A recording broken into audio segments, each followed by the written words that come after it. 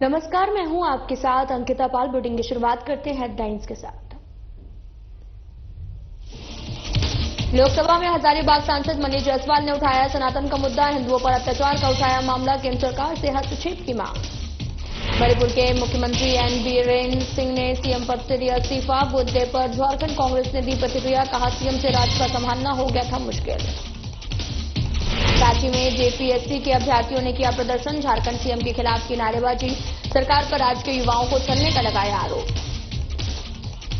Jharkhand matric और inter की वार्षिक परीक्षा शुरू। विभाग ने शांतिपूर्ण तरीके से कराया परीक्षा। पहले ही पूरी कर ली गई थी तैयारियां। बोकारो में फर्स्ट एनुअल स्पोर्ट्स मीट 2025 का आयोजन। सीआईएसएफ ग्राउंड में स्पोर्ट्स मीट आयोजित। जवानों को मानसिक रूप से मजबूत बनाना कार्यक्रम का उद्देश्य।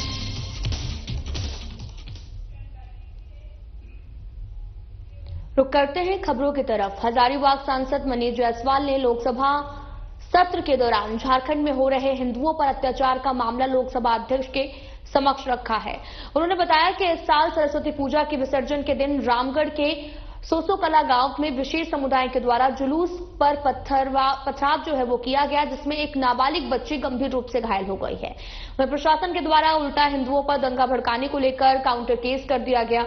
वहीं बड़का गांव विधानसभा के महूदी गांव में सालों से एक सड़क पर विशेष समुदाय के द्वारा किसी भी प्रकार का हिंदू जुलूस जाने नहीं दिया जाता। उन्होंने मांग की कि केंद्र सरकार इस पूरे मामले में इस तरह की कई घटना जो झारखंड में हर हिंदू पर्व के दौरान होती हैं, उस पर रोक लगाने और कठोर कार्रवाई करने में हस्तक्षेप करे।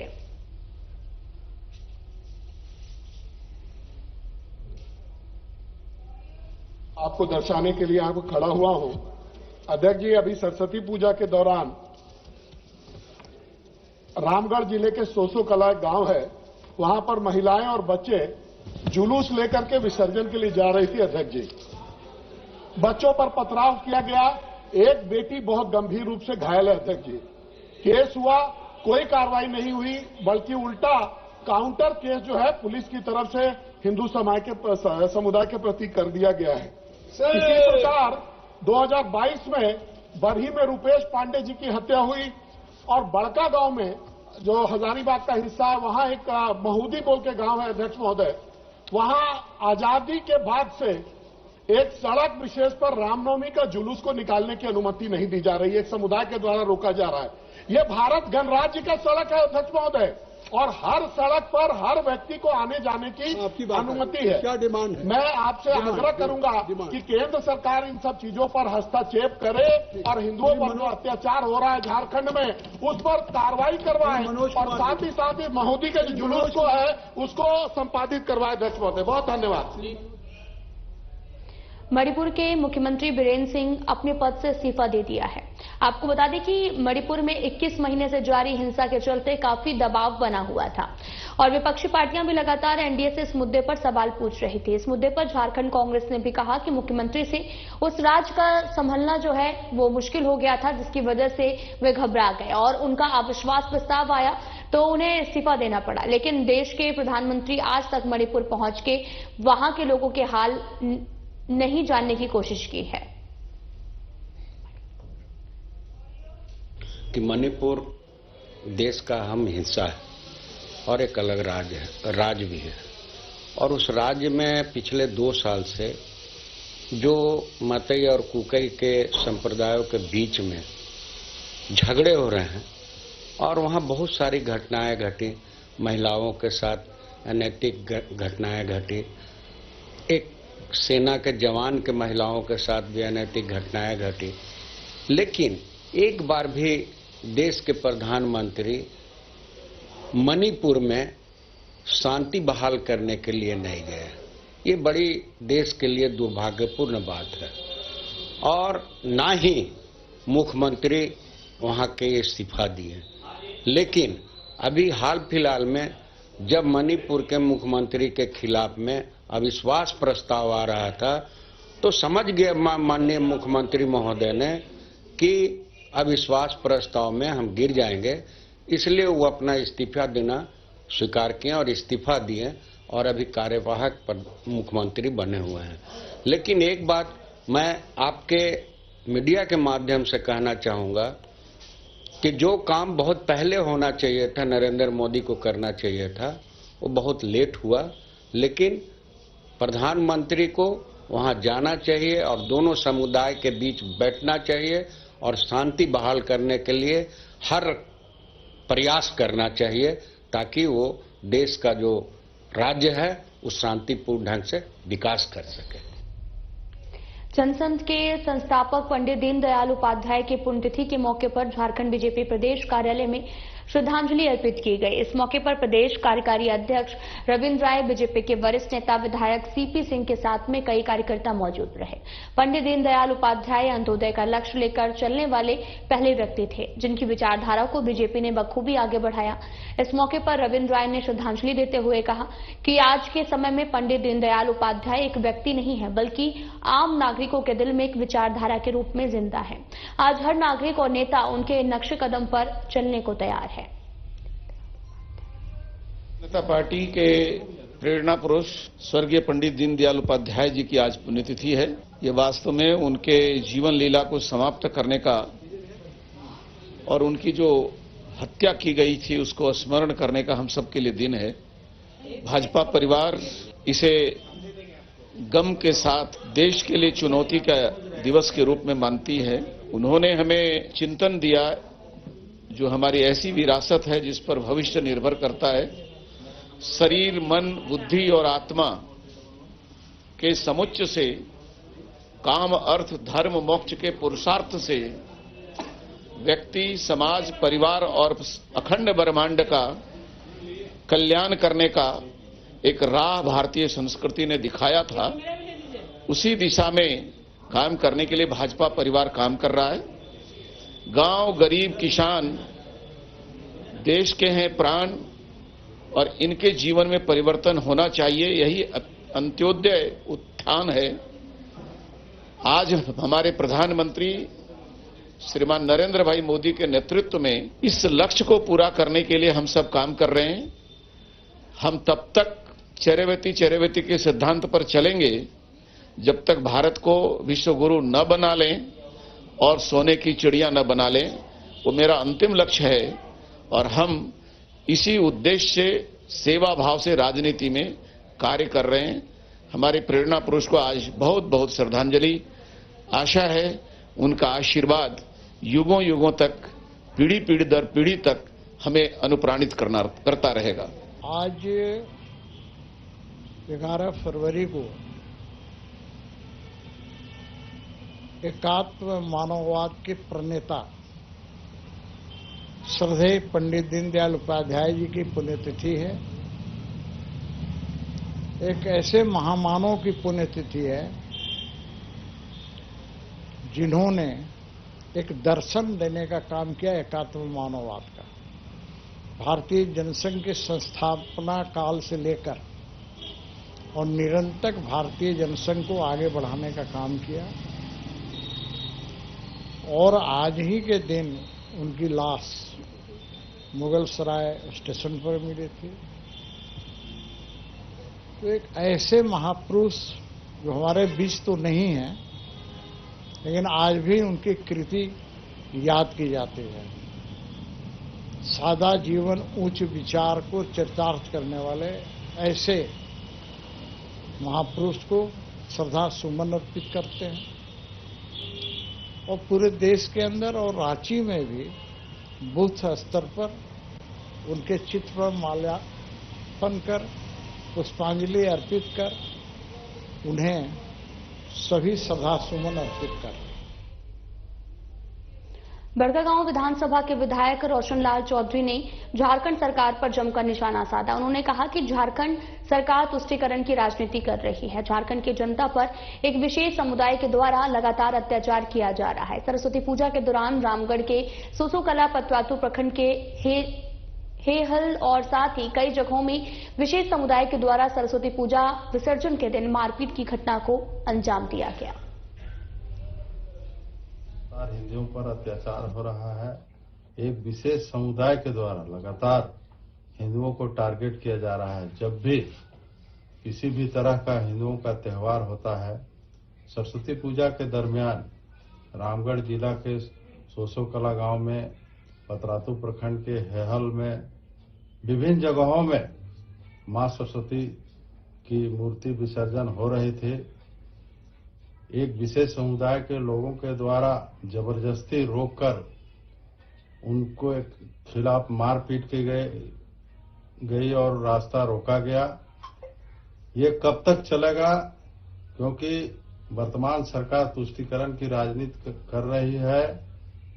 हिंदुओं के द्वारा जब थाना में एक विशेष समुदाय के लोगों के खिलाफ जब आवेदन दिया गया तो उल्टा हिंदुओं पर केस किया गया और उनके खिलाफ कार्रवाई की गई। आज भी हिंदू समुदाय के लोग जो सोशो कला में छात्राओं के साथ मारपीट की घटना हुई थी, आज भी रिम्स में भर्ती हैं।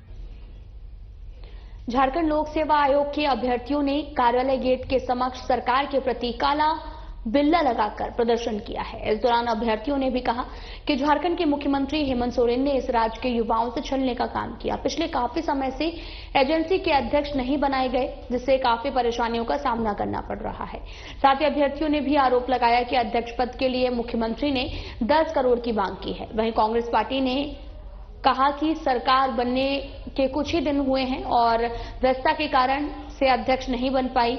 विभाग के कई कार्य बाधित हैं, लेकिन जल्द ही अध्यक्ष की नियुक्ति की जाएगी। अब जिंदगी में कुछ नहीं बचा है।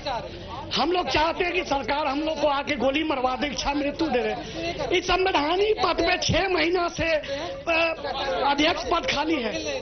जय क्या आप अध्यक्ष नियुक्त कर देते हैं, सब कुछ हो जाता है, लेकिन आप चेयरमैन क्यों नहीं नियुक्त कर रहे हैं?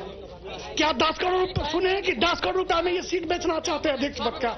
और जो 10 करोड़ रुपया देखिए आएगा वो सरकार कहाँ जाएगा? वो जेपीएससी अध्यक्ष जो होगा वो कितना गरीब बच्चों को, मतलब जो मेडिटेरियस स्टूडेंट है उनका जीवन नर्क में डाल देगा। ये सब स्थिति देखते हुए हम लोग 13 कैबिनेट मीटिंग का इंतजार किए, 6 बार मुख्यमंत्री से मिले, सब कुछ होने के बावजूद भी ये सरकार मनमानी कर रही है। हम लोग को मतलब घास बराबर वैल्यू नहीं दे रही है। हम लोग आंदोलन करके मर गए, मुख्यमंत्री से मिलकर मर गए, सारे मीडिया बंधु भी प्रश्न उठाते उठाते मर गए, लेकिन कोई पॉजिटिव रिस्पांस सरकार नहीं दे रही है। इसलिए हम लोग आए हैं कि हम लोग अभी यहीं मर जाएंगे, आखिर मरना तो कहीं है ही है। ऐसा है कि सरकार बने हुए 2 महीना से ज्यादा का अरसा गुजर गया है। मुख्यमंत्री भारी व्यस्तताओं के बावजूद ये जेपीएससी के अध्यक्ष की नियुक्ति नहीं कर पाए हैं। उनको इस मामले में संज्ञान लेना चाहिए और अविलंब जेपीएससी के अध्यक्ष की नियुक्ति करनी चाहिए। उसकी वजह से कई काम हैम्पर हो रहे हैं। सब फाइल का अनुमोदन अध्यक्ष करता है। अध्यक्ष की गैर मौजूदगी में जेपीएससी का कोई काम नहीं हो पा रहा है। मेंस का एग्जाम भी जो लिया जाना था वो भी अभी तक नहीं हो पाया है। ऐसे में छात्रों के भविष्य के साथ हम कोई खिलवाड़ नहीं करना चाहते हैं। मुझे उम्मीद है कि मुख्यमंत्री जी अविलंब संज्ञान लेंगे और अध्यक्ष की नियुक्ति करेंगे। झारखंड में साल 2025 की मैट्रिक और इंटर की वार्षिक परीक्षा शुरू हो गई है। 3 मार्च तक चलने वाली परीक्षा के सफल संचालन को लेकर झारखंड एकेडमिक काउंसिल की ओर से सारी आवश्यक तैयारियां पहले ही पूरी कर ली गई हैं।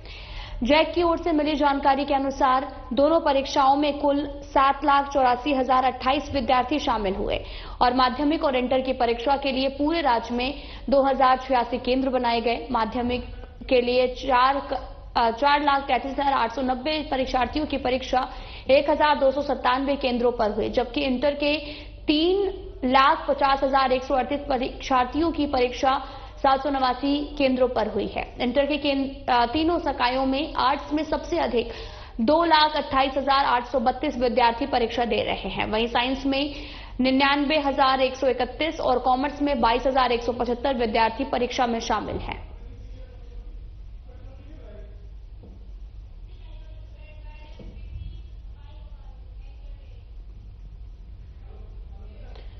सीआईएसएफ यूनिट बीएसएल बोकारो के द्वारा फर्स्ट एनुअल स्पोर्ट्स मीट 2025 का आयोजन सीआईएसएफ ग्राउंड में किया गया है। ऐसे स्पोर्ट्स मीट का उद्देश्य जवानों को शारीरिक और मानसिक रूप से मजबूत बनाना, मोबाइल से दूर रखना है, जिसका उद्घाटन डीआईजी विजय सिंह ने किया। और डीआईजी दिग्विजय सिंह ने बताया कि इसके माध्यम से नेशनल स्तर पर होने वाले स्पोर्ट्स मीट के लिए खिलाड़ियों को तैयार करना है। साथ ही ये भी कहा, हमारा प्रयास है कि जवानों को खेल के प्रति रुझान बढ़ाकर उन्हें मोबाइल फोन से दूर रखना है। यही रहता हमारा कि हमारे लोग फिजिकली फिट रहें। आप सबों को पता है कि लोग दिन रात मोबाइल में लगे रहते हैं। हमारा उद्देश्य यह है कि इस 3 सप्ताह या 4 सप्ताह जो है लोग मोबाइल से दूर रहें। ड्यूटी के अलावा जब लोग बातें करें तो खेलों की बात करें, और खेल के प्रति आप समझ सकते हैं जैसे ही रुझान आता है तो आदमी के मन में फिजिकल फिटनेस की बात आती है। तो ऑर्डर देने की बजाय या किसी को जबरदस्ती हम सेंट्रल परेड कराने की बजाय लोगों के मन में स्वतः फिटनेस का वो संज्ञान आए। तो इन खेलों के माध्यम से हमारा वो भी उद्देश्य है कि लोग फिट रहें, अच्छे रहें सिर्फ ड्यूटी के लिए नहीं। बक्सर मुख्यालय में ग्राम रक्षा दल ने अपनी मांग के समर्थन में प्रदर्शन किया है। ग्राम रक्षा दल के सैकड़ों सदस्य अपने हक की आवाज बुलंद करने के लिए भारी संख्या में बक्सर मुख्यालय पहुंचे हैं। इस दौरान सरकार के रवैये के नाराज प्रदर्शनकारियों ने नीतीश सरकार के खिलाफ जमकर नारेबाजी की और पूरे बिहार में ग्राम रक्षा दल साहब पुलिस मित्र की संख्या लगभग 8000 है। साल 2012 से ही ये लोग पंचायत में काम कर रहे हैं। ये लोग स्थानीय पुलिस के संपर्क में रहते हैं। इनका कहना है कि सरकार इनकी ना ही कोई मानदेय की राशि तय की है और ना ही इन्हें स्थायी किया जा रहा है। जगह जगह हर जगह 38 जिला में हम लोग का प्रदर्शन चल रहा है। हम लोग का निबंधन संख्या 415212। हम लोग बिहार ग्राम रक्षा दल के मंत्री कमलेश कुमार राय, जिसके जरिए हम लोग को पूरी संस्था चलती है, और हम लोग की मांग पूरी नहीं की जाती। हम लोग पटना के पूरे स्तर जमीन पर अपना कदम को बढ़ाने का काम करेंगे और हम लोग विधानसभा का घेराव करेंगे ताकि हमारी बातें नीतीश कुमार जब सुनाई दे। हम लोग का लगातार प्रदर्शन जारी रहेगा जब तक से हम लोग की मांग पूरी नहीं होगी। एक सिपाही है हम लोग बिहार सरकार के माध्यम से, जो कि आज तक हम लोग 2012 से कार्य करते हैं। जो भी घटनाएं घटता है उसमें जाकर शामिल हो जाते हैं। हम लोग अपने जिंदगी को परवाह नहीं करते हुए भी जाकर वहाँ पर एक्सीडेंट होता है तो वहाँ भी मदद करते हैं। किसी तरह का क्षति होता है अगला की वो चीज जाकर छूट जाते हैं। लेकिन हम लोग आज तक मानदेय नहीं किया गया, ना अस्थायी किया गया। सरकार से हम लोग का यही मांग है, इसी लिए हम लोग रोड पर उतरेंगे, रोड मार्च निकालने हैं। 12 से ही लगातार कार्य कर रहे हैं। खबर बक्सर जिले के सिमरी प्रखंड क्षेत्र से है, जहां पर मंगलवार को जन वितरण प्रणाली दुकानदारों ने सरकार से अपनी 8 सूत्री मांगों को लेकर धरना प्रदर्शन किया। उनका कहना है कि सरकार हम लोगों का मानदेय दे, हम कमीशन पर काम नहीं करेंगे। साथ ही अपनी 8 सूत्री मांगों को एक मांग पत्र खाद्य आपूर्ति पदाधिकारी को सौंपा। और पीडीएस दुकानदारों का कहना है कि जब तक सरकार हम लोगों की मांग पूरा नहीं करेगी तब तक हमारा धरना प्रदर्शन जारी रहेगा। 2008 से हम लोग लगातार सरकार के हर समक्ष हम लोग मांग रखते आ रहे हैं। सरकार सिर्फ हम लोगों को लॉलीपॉप दे करके हमेशा हड़ताल तुड़वाने का काम करती है। हम लोग सरकार के बहकाव में आकर के उनके हम लोग हड़ताल तोड़ देते हैं, लेकिन आज तक सरकार हम पर कोई भरोसा नहीं किया। आज हम लोग भूखे मर रहे हैं। 90 पैसा कमीशन पर हम लोग काम कर रहे हैं, जिसमें 3 जमशेदपुर में रक्त की कमी को देखते हुए रक्तदान शिविर का आयोजन किया गया और युवाओं ने बढ़ चढ़कर रक्तदान किया है। खागड़ीपाड़ा वारी आश्रम वेड़ापाड़ी संघ में पूर्व सचिव स्वर्गीय नंदलाल महतो की याद में 16वां रक्तदान शिविर का आयोजन किया गया। इस संबंध में आयोजनकर्ताओं ने ग्रामीण क्षेत्रों में रक्त की कमी होती है, इसी को देखते हुए रक्तदान शिविर का आयोजन किया गया है। ये है कि हम लोग हर साल इस तरह का तो रक्तदान शिविर का आयोजन हम लोग हर साल करते हुए आ रहे हैं। खासकर हमारे ग्रामीण जो एरिया है इसमें रक्त हमेशा कमी होते रहता है और रक्त जो है खरीदने से भी नहीं मिलता, ये हमेशा डोनेट करने से ही मिलता है। और हमारे आज हम लोग का बीनापानी संघ प्रांगण में एक रक्तदान शिविर का हम लोग आयोजन किए हैं, जो हम लोग हमारे पूर्व सचिव जो है स्वर्गीय नंदलाल महतो जी की याद में 11 फरवरी को हर साल हम लोग मनाते आ रहे हैं। ये हम लोग का 16वां साल है। एक्चुअली सर ग्रामीण तो वहीं जमशेदपुर स्थित जादूगोड़ा के राखा mines Netaji Subhash public school में वार्षिक महोत्सव का आयोजन किया गया, जहां बच्चों के द्वारा एक से बढ़कर एक डांस, संगीत और नाटक प्रस्तुत किए गए और इस दौरान बड़ी संख्या में बच्चों के अभिभावक भी पहुंचे। इसके अलावा संस्था के अध्यक्ष MK झा, प्रिंसिपल अवधेश कुमार शर्मा समेत कई मुख्य लोग कार्यक्रम में शामिल हुए। हमारा एक्चुअली ये कार्यक्रम 10 विद्यालयों को लेके अलग अलग दिन में निर्धारित किया गया था। जैसा आपको विदित है कि पहले भी हमारे प्रोग्राम जो है राजेंद्र विद्यालय ऑडिटोरियम में किए गए हैं। उसके बाद 10 तारीख को हमारा प्रोग्राम जो है प्रदीप पोखर में किया गया और आज पूरे परिवार को फंसाए जाने को लेकर पिता बेटे एसएसपी ऑफिस पहुंचे हैं, जहां उन्होंने लिखित आवेदन देकर उचित जांच की मांग उठाई है। और पति संदीप कुमार ठाकुर, उसके पिता कामेश्वर कुमार ठाकुर एसएसपी ऑफिस पहुंचे। लिखित आवेदन में कहा कि मेरी पत्नी सपना कुमारी ने फांसी लगाकर आत्महत्या कर ली है और इस मामले में पूरे परिवार को फंसाया जा रहा है। प्रार्थी ने मांग उचित जांच कर न्याय दिलाने की मांग भी की है। केस कर दिया गया मेरे खिलाफ मेरे ससुराल वाले के द्वारा। इसमें मेरी पत्नी सपना कुमारी ने 10 फरवरी 2025 को करीब 12 बजे के लगभग फांसी लगा दी थी। मेरे से करीब 3-4 दिन के पहले से मन मुटाव हो रहा था, तो उसकी वजह से मेरे लड़का के पिताजी कामेश्वर ठाकुर बोल रहे हैं। मेरे बहू थी, कभी लड़ाई झगड़ा नहीं हुआ घर में और बहुत अच्छा से हम मानते थे, रहते थे, साथ में मेल थे। एक दिन भी हमको भी नहीं पता चला कि मेरा बच्चा को ऐसा ऐसा धमकी देता है। बच्चा कभी हमको नहीं बोला, न बहू बोली मेरी। तो अचानक गोपालगंज जिले के कुचायकोट थाने पुलिस को एक बड़ी सफलता हाथ लगी है। पुलिस ने थाना क्षेत्र के NS-27 बलथरी चेकपोस्ट के समीप से वाहन जांच के दौरान एक कार के करीब 17 किलो मादक पदार्थ गांजा के साथ 2 तस्कर को गिरफ्तार किया है। गिरफ्तार गांजा तस्करों में से एक उत्तर प्रदेश का, दूसरा चंपारण का रहने वाला है, जिनके नाम लिरिक यादव और लवकुश कुमार है। और पुलिस ने भी कार और गांजा को जब्त करते हुए दोनों आरोपियों को जेल भेज दिया है। कल देर रात्रि में एक वाहन से एक एक्सयूवी गाड़ी से लगभग 17 केजी गांजा बरामद किया गया है और 2 तस्करों को भी गिरफ्तार किया गया है, जिनसे पूछताछ के क्रम में बताया जा रहा था कि बिहार के किसी क्षेत्र से ये यूपी ले जा रहे थे गांजा।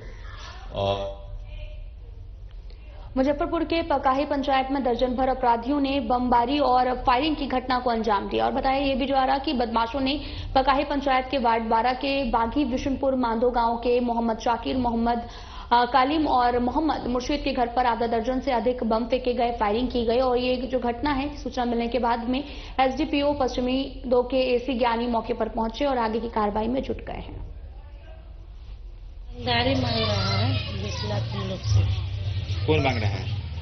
ये है मोहम्मद नासिर, मोहम्मद आरिफ, मोहम्मद सईद, 3-4 आदमी मिलकर मांग रहा है जी। तो ये रात में जो बमबाजी हुई है, क्या बजे की घटना है? 12:30 बजे। तो उसमें मैंने सब तो नकाबपोश था क्या? जी, सब पहने हुआ था, मुंह में काला काला लगाया हुआ था। कितना की संख्या? पकाही नहीं, बागी बिशुनपुर माधो गांव में है।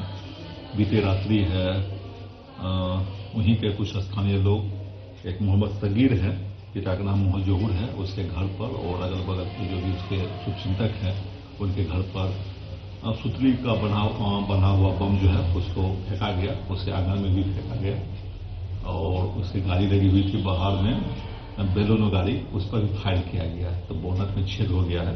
इस संबंध में पालीडीह इंडस्ट्रियल एरिया में स्थित केएस इस्पात नामक फैक्ट्री में अचानक से ब्लास्ट होने से 26 साल के बिहार के खगड़िया का रहने वाला क्रेन ऑपरेटर सोनू सिंह की मौके पर मौत हो गई। इस मामले में मजदूरों ने जो है वो फैक्ट्री मालिक के द्वारा सेफ्टी का ख्याल नहीं रखे जाने का आरोप लगाया और फैक्ट्री में लोहे को गलाकर ईगोर बनाने का काम किया जाता था। चार्जिंग करा रहे थे हम, चार्जिंग होकर कंप्लीट हो गया और थोड़ा सा माल प्लेटफार्म में जो बचा हुआ था वही बिटोर करके डालना था और डाल करके ये जो काला माल देख रहे हैं ढेरी लगा हुआ है, इसी को हम लोग को चलाना था। और तब तक एगो पाइप साइड में पड़ा हुआ था, करीब 12-14 इंची का था, ठीक है। वो पाइप का जैसे डाला ना, वही डालने के बाद उसको मेटल जो विस्फोट किया है जी, उसको प्रेशर से माल फेंक दिया, गैस बना दिया। अच्छा, आप लोग यहाँ काम करते हैं जी।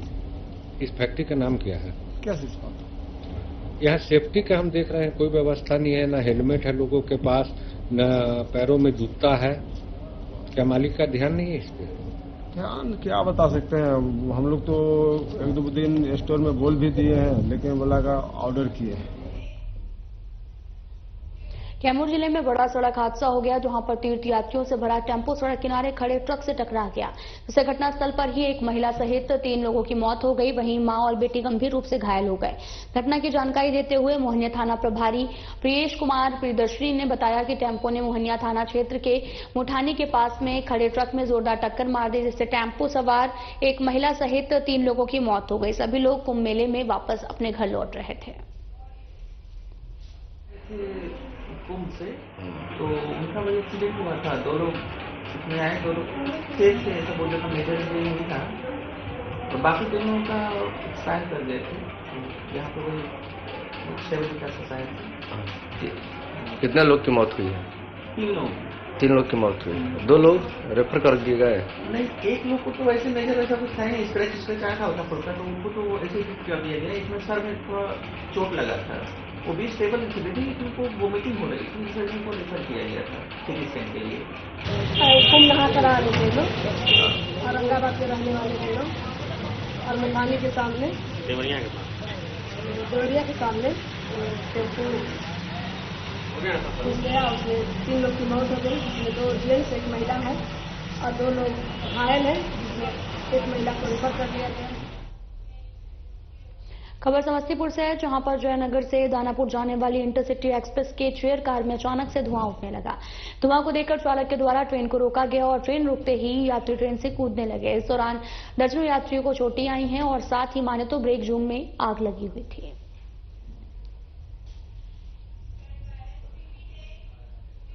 पोटका के हाथा स्थित Shah sponge and power limited company परिसर में ट्रांसफार्मर में भीषण आग लग गई है और आग इतनी भीषण थी कि मौके पर अफरा तफरी का माहौल कायम हो गया। आनन फानन में घटना की सूचना दमकल विभाग पोटका थाना को दी गई, जिसके बाद में कंपनी प्रबंधन और दमकल विभाग के द्वारा आग पर काबू पाने के लिए कड़ी मशक्कत करनी पड़ी।